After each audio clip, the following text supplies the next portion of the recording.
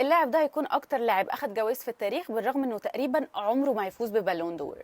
كينجسلي كومان اللي عنده 26 سنة ولحد دلوقتي توج ب 12 لقب دوري مع 3 بلاد مختلفة.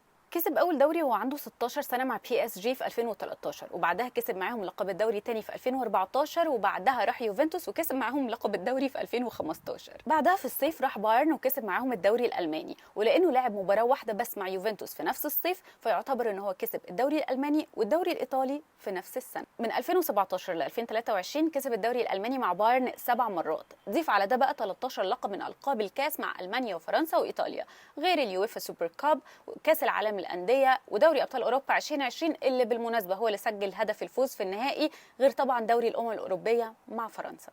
يبقى كينجسلي كومان في سن 26 سنة عنده 29 لقب في كرة القدم، وقدامه مثلا 10 سنين في الملاعب، فأنت متخيل ده ممكن يعمل إيه؟ أعتقد إن هو هيعدي ميسي